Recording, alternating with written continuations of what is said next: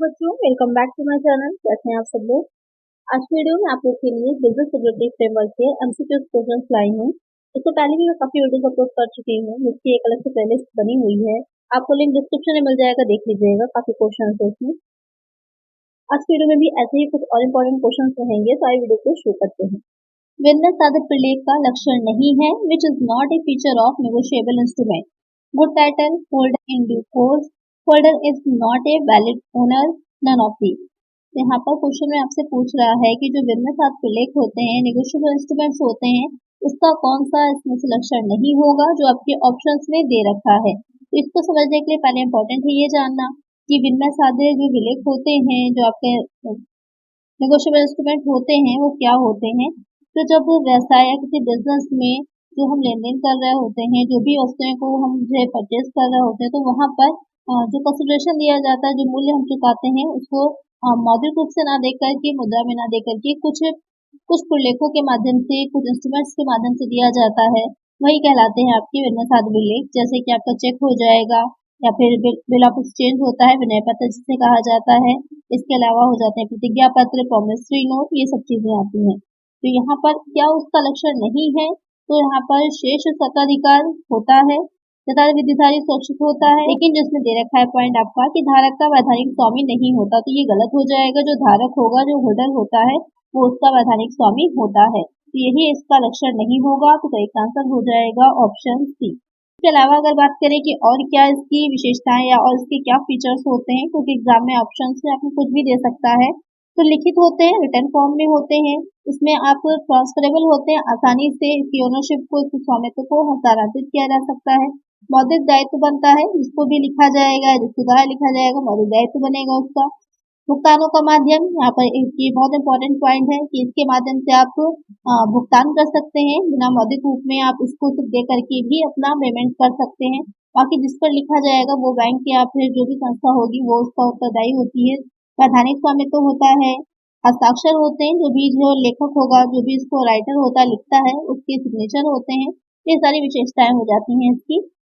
चलिए आगे देखते हैं नेक्स्ट क्वेश्चन इसका। विन्नर साधक प्रलेख की विशेषता है, feature of negotiable instrument is, वही जो भी मैंने समझाया था आपको। देखते हैं क्या विशेषताएं दी हैं इन्होंने। Written instrument signed by the drawer, legal title of holder in due course, all these. तो क्वेश्चन में जो कह रहा है, विशेषताएं जो बताई हैं कि लिखित प्रलेख होता है, करेक्ट होगा। लेखक के हस्ताक्षर होते हैं, करेक्ट है।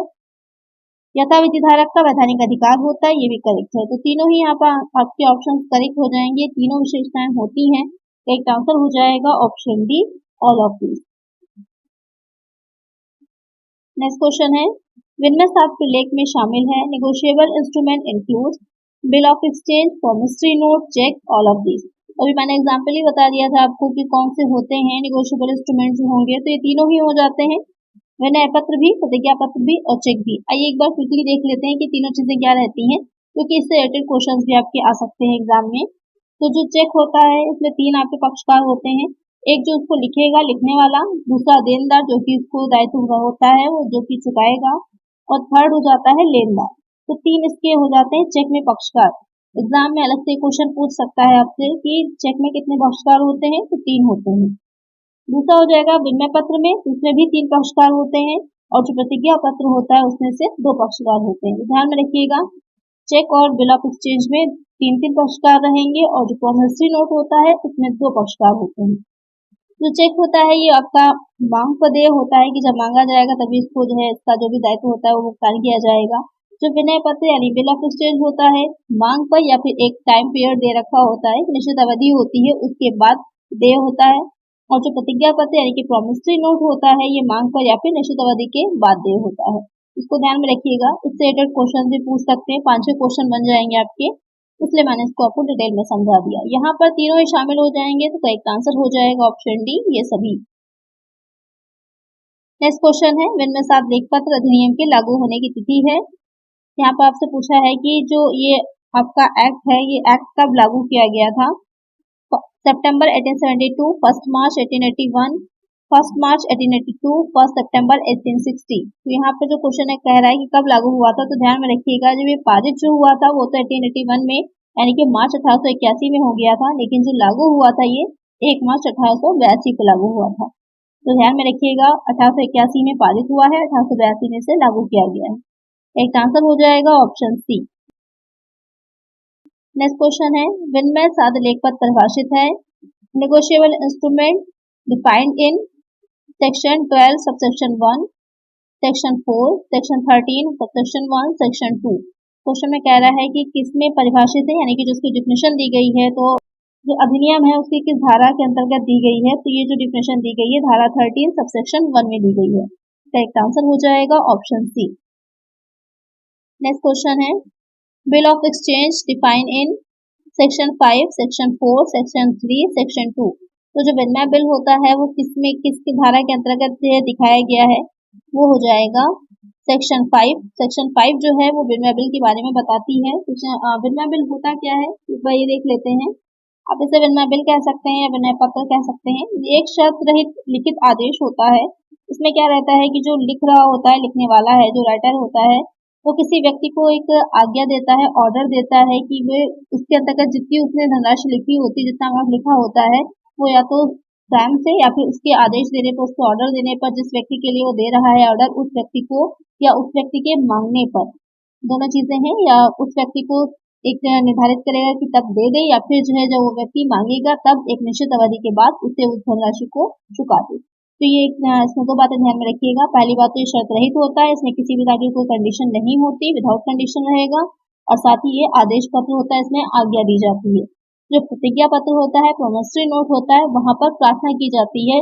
और लेकिन इसमें क्या रहता है कि जो विनिमय पत्र होगा, बिल ऑफ एक्सचेंज होगा, यहाँ पर आज्ञा दी जाती है, आदेश दिया जाता है। तो कौन सी धारा हो जाएगी, वो हो जाएगी सेक्शन 5। तो एक आंसर हो जाएगा ऑप्शन ए। नेक्स्ट क्वेश्चन है, the negotiable instrument act 1881 is an act to define and amend the law relating to. परक्राम में लिखित अधिनियम 1881 इनसे से संबंधित कानून को परिभाषित और संशोधित करने के लिए एक अधिनियम है जो सम्मिलित करता है चेक, विनिमय के बिल, प्रतिज्ञा पत्र, उपरोक्त सभी। यहाँ पर क्वेश्चन आपसे पूछ रहा है कि जो नेगोशिएबल इंस्ट्रूमेंट एक्ट है 1881, वो इसमें क्या चीजें आती हैं या किस चीज से रिलेटेड होता है, ये क्वेश्चन पूछ रहा है। चेक से या बिल ऑफ एक्सचेंज से, प्रॉमिसरी नोट से, ऑल ऑफ दैट। तो यहाँ पर तीनों ही चीजें इसमें आ जाती हैं। मेनली क्या होता है कि जो हम ट्रांजेक्शन कर रहे होते हैं, वहां पर जो भी हम पेमेंट कर रहे होंगे, तो कभी बिल ऑफ एक्सचेंज से या प्रॉमिसरी नोट या चेक के माध्यम से करते हैं, तो उसी को ही नेगोशिएबल इंस्ट्रूमेंट कहा जाता है। तो ये तीनों ही आ जाएंगे। तो एक आंसर हो जाएगा ऑप्शन डी। नेक्स्ट क्वेश्चन है, in a promissory note how many parties are involve. एक वचन पत्र या फिर प्रतिज्ञा पत्र भी कहते हैं, में कितने पक्ष शामिल होते हैं, 1, 2, 3 या फिर 4। यानी कह रहा है कि जो प्रॉमिसरी नोट होता है उसमें कितने पक्षकार होते हैं, कितनी पार्टीज होती हैं।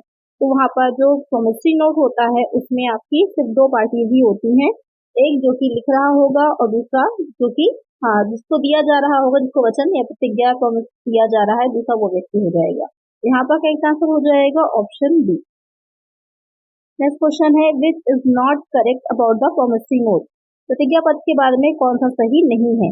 ये सशर्त होता है, इसमें उसका उल्लेखित राशि शामिल है, या लिखित रूप में एक उपकरण है या निर्माता द्वारा हस्ताक्षरित है। तो यहाँ पर क्वेश्चन क्या कह रहा है कि जो प्रॉमिसरी नोट है, क्वेश्चन पे ध्यान दीजिएगा, यहाँ पूछ रहा है कि क्या सही नहीं है, तो आपको नहीं भूलना है। It contains a conditional undertaking, it contains the amount mention on it, it is an instrument in writing, it is signed by the maker. तो यहाँ पर इसमें क्या गलत होगा, तो आपका जो पहला पॉइंट दे रखा था कि कंडीशनल अंडरटेकिंग, तो यहाँ पर यही वाला पॉइंट ही आपका गलत हो जाएगा कि ये सशर्त नहीं होता, इसमें किसी भी तरह की शर्त नहीं होती है। सिर्फ एक से प्रॉमिस किया जा रहा होता है दूसरे व्यक्ति से कि आप इसको जो है इतने राशि या अमाउंट जो भी दे रखा होगा इतना देने का वचन या फिर प्रॉमिस होता है, बस। यहाँ पर ये ना तो आपका कंडीशन होती है, ना ही किसी तरह की कोई ऑर्डर या फिर आज्ञा होती है, एक प्रॉमिस होता है। तो यहाँ पर पहला पॉइंट ही गलत हो जाएगा, तो करेक्ट आंसर हो जाएगा ऑप्शन है। बाकी तीनों पॉइंट इसमें करेक्ट होंगे। नेक्स्ट क्वेश्चन है, the negotiable instrument act 1881 extends to. परक्राम में लिखित अधिनियम 1881 का विस्तार निम्नलिखित तक है। केवल राज्यों की राजधानी शहरों के लिए, संपूर्ण भारत, जम्मू और कश्मीर राज्य को छोड़कर संपूर्ण भारत, केंद्र शासित प्रदेशों को छोड़कर संपूर्ण भारत।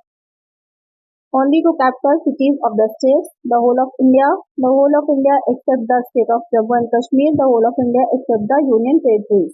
तो यहाँ पर ये जो एक्ट है ये कहाँ तक फैला हुआ है ये आपसे क्वेश्चन कह रहा है।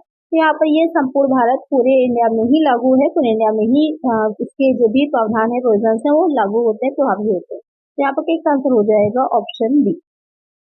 नेक्स्ट क्वेश्चन है, when a bill is said to be dishonoured, किसी बिल का अनादित होना कहा जाता है जहां प्रस्तुतिकरण माफ कर दिया गया है और बिल स्वीकार नहीं किया गया है। कई भुगतानकर्ताओं में से एक बिल को स्वीकार करने की विधिवत आवश्यकता होने पर स्वीकृति में चूक करता है, अदाकर्ता द्वारा अस्वीकृति से उपरोक्त सभी। यहाँ पर क्वेश्चन पूछ रहा है कि जो बिल एक डिसऑनर हो जाता है, आपने काफी इसके बारे में सुना होगा, पढ़ा होगा, तो बिल जब डिसऑनर हो जाता है तो वहाँ पर उसका स्वभाव क्या होता है या क्या होता है बिल का डिसऑनर होना। तो जब बिल डिसऑनर हो जाता है तो जब प्रेजेंट किया जा रहा है तो वहाँ पर बिल को एक्सेप्ट नहीं किया जाएगा, सही है। दूसरा पॉइंट जो कह रहा है कि यहाँ पर जो भुगतानकर्ता में से एक बिल को स्वीकार करने की विधिवत आवश्यकता होने पर स्वीकृति में चूक करता है, यानी कि जब उसको स्वीकार करना था, जो मैच्योरिटी पीरियड था जैसे कि उस टाइम तक उसने बिल को नहीं जो है जमा किया, तो वहां पर बाद में अगर लेकर जाता है वो, तो क्या स्थिति होती है ना, आप देखिए अगर लिखेंगे तो एक स्थिति होती है कि स्थिति तक जो है आप भुगतान करवा सकते हैं। तो वहां पर उस टाइम तक अगर जो है आप जाकर के चेक को जमा कर देते हैं, डिपॉजिट कर देते हैं, तो पेमेंट होगा, उसके बाद जाएंगे तो पेमेंट नहीं होगा। तो यहाँ पर उसके बाद जाएगा तो डिसऑनर हो जाएगा, तो ये भी करेक्ट हो जाएगा। फिर आ जाता है bye non acceptance by the drive, यहाँ पर जो अदा कर रहा है, जो कि पेमेंट करेगा, उसके द्वारा स्वीकृत कर दिया, जैसे कि हस्ताक्षर सही नहीं मिल रहे हैं या अमाउंट सही नहीं लिखा हुआ है, कोई भी रीजन हो सकता है, तो उस रीजन से अस्वीकृत कर दिया जाए, एक्सेप्ट ना किया जाए। तो ये तीनों ही हो जाएंगे, जिसकी वजह से जो चेक होता है वो डिसऑनर या फिर जो बिल होता है वो डिसऑनर होगा। तो इसका आंसर होगा option D, all of the. Next question है, when a promissory note bill of exchange or check is transferred to any person so as to constitute the person the holder thereof, the instrument is said to be। जब कोई वचन पत्र, विनिमय पत्र या check किसी व्यक्ति को हस्तांतरित किया जाता है ताकि वह व्यक्ति उसका धारक बन जाए तो लिखत को कहा जाता है। यानी कि जो यहाँ पर किसी भी तरह का कोई भी निगोशिएबल इंस्ट्रूमेंट हो, यहाँ पर तीन बताया, प्रॉमिसरी नोट है, बिल ऑफ एक्सचेंज और चेक को बताया है, तो उसको जब किसी दूसरे व्यक्ति को ट्रांसफर किया जाता है तो वहां पर ट्रांसफर इसलिए किया जाता है कि वो व्यक्ति उसका होल्डर बन जाता है। तो यहाँ पर जब उसका धारक बन जाता है तो वो क्या कहलाता है? मोर्टगेज कहलाता है, साइन कहलाता है, नेगोशिएटेड कहलाता है, प्लेस्ड कहलाता है। तो यहाँ पर उसे हम क्या कहते हैं, अब बहुत ही क्लियर हो रहा है, उसे नेगोशिएटेड कहते हैं, यानी कि नेगोशिएटेड का मतलब ये हो जाएगा प्राक्रमित कहते हैं। एक आंसर हो जाएगा ऑप्शन सी। नेक्स्ट क्वेश्चन है, the maker of A bill of exchange और चेक इज कॉल्ड, इनमें बिल या चेक के निर्माता को कहा जाता है the dry, the pair, the dry, the पेई, द ड्रायर या फिर द बैंकर। तो यहाँ पर ध्यान दीजिएगा, जो बिल ऑफ एक्सचेंज होता है उसमें जो पक्षकार होते हैं, उसमें जो पक्षकार निर्माता यानी कि जो बना रहा है बिल को, उसको क्या कहेंगे? तो वो हो जाता है लेखक या फिर आहर्ता, जिसे कि ड्रायर बोला जाता है। इसको ध्यान में रखिएगा, बहुत क्वेश्चन में से पूछा जाता है, तो मैंने इसीलिए ऑब्लिक करके दोनों वर्ड लिख दिए, लेखक आहर्ता या फिर आहार्य देनदार। इसको भी ध्यान में रखिएगा, कुछ भी लिखा हो सकता है आपके ऑप्शन में। एक आंसर हो जाएगा ऑप्शन सी। थोड़ा और इसे क्लियर कर लीजिए कि जो ड्रायर होता है या फिर लेखक या फिर आहर्ता होता है, वो एक ऐसा पर्सन है जो कि बिल ऑफ एक्सचेंज को लिख रहा होता है या आहरित करता है। और जो ड्राई हो जाता है, यानी कि जो आहरी या फिर देनदार होता है, एक ऐसा व्यक्ति होगा जिसका विनिमय पत्र लिखा जाता है, यानी कि जिसके लिए लिखा जा रहा है। फिर आ जाएगा जो स्वीकर्ता होता है, एक्सेप्टर होता है, यह वो व्यक्ति होता है जो विनिमय पत्र का देनदार होता है, यानी विनिमय पत्र को देने वाला होता है और अपनी स्वीकृति देता है, अपनी एक्सेप्टेंस देता है। फिर आ जाता है इसमें लेनदार या फिर पेई, ये वो व्यक्ति होगा जो कि उसकी धनराशि को प्राप्त करता है, जिसको की धनराशि मिलनी होती है। तो यहाँ पर क्या होता है कि जो लेखक होगा वही लेनदार भी होता है, दोनों एक ही व्यक्ति ही होते हैं प्राय। तो यहाँ पर इस चीज को क्लियर कर लीजिएगा ताकि कोई कंफ्यूजन आपको ना रहे कि किसको क्या कहा जाता है। चलिए नेक्स्ट है, a check is a dash drawn upon a specified banker and payable on demand। एक चेक एक निर्दिष्ट बैंकर द्वारा आहरित और मांगे जाने पर दे एक डैश है, विनिमय बिल है, हुंडी है, वचन पत्र है, बुक में से कोई नहीं। तो यहाँ पर कह रहा है कि जो चेक है एक निर्दिष्ट बैंक द्वारा, आपको पता ही होगा चेक जो होता है किसी न किसी बैंक के थ्रू ही हम जो बैंक में डिपॉजिट करते हैं, बैंक पर लिखते हैं, बैंक जो है उसको भुगतान करता है। जब हमें चेक दिया जाता है हम जाकर अपने बैंक में जमा कर देते हैं, उसी ब्रांच का हो सकता है या अदर ब्रांच का या किसी अदर बैंक का हो सकता है। तो वहां पर उसके बाद अपने डिपॉजिट कर देते हैं, अमाउंट हमारे अकाउंट में ट्रांसफर कर दिया जाता है। तो यहाँ पे क्या कह रहा है कि किसी स्पेसिफाइड बैंकर की हो और वहां पर जो डिमांड यानी मांग पर देय हो तो क्या कहलाता है? तो मांग पर जब देय होगा तो वो चीज क्या कहलाती है? उसे बिल ऑफ एक्सचेंज कहते हैं, विनिमय बिल कहते हैं। तो एक आंसर हो जाएगा ऑप्शन ए। यहाँ पर मांग पर देय का मतलब है, पेबल और डिमांड का मतलब है कि जब डिमांड की जाएगी उसकी तब उसको पे किया जाएगा। जो बिल ऑफ एक्सचेंज है मेनली यूज होता है जो हम इंटरनेशनल ट्रेडिंग करते हैं, यहाँ पर जो बिजनेस इंटरनेशनल बिजनेस होता है वहां पर इसका यूज किया जाता है, जिससे कि जो भुगतान या पेमेंट किया जा रहा है वो सिक्योर हो सके। नेक्स्ट क्वेश्चन है, how many parties are there in the bills of exchange? विनिमय पत्र में कितने पक्षकार होते हैं? बहुत अच्छा क्वेश्चन है। 4, 3, 2, 1। अभी मैंने सबको बहुत अच्छे से डिटेल में आप लोग को समझाया था, तो आप लोग इसका आंसर मुझे कमेंट करिए कि बिल ऑफ एक्सचेंज में कितने पक्षकार होते हैं। तो आज की वीडियो में इतना ही। आई होप क्वेश्चन अच्छे लगे होंगे, अच्छे से आपको नेगोशिएबल इंस्ट्रूमेंट समझ में आ गया होगा। अगर वीडियो अच्छी लगी है तो लाइक जरूर कर दीजिएगा, और कोई और टॉपिक इसमें समझ में नहीं आ रहा है तो मुझे कमेंट कर दीजिएगा, तो नेक्स्ट वीडियो में उस पर लेकर के आऊंगी। तो आज की वीडियो में इतना ही। आई होप वीडियो अच्छी लगी होगी, अगर अच्छी लगी है लाइक करिएगा, चैनल को नया सब्सक्राइब करिएगा और फ्रेंड्स तक वीडियो को शेयर करिएगा। मिलते हैं नेक्स्ट वीडियो में। Thank you.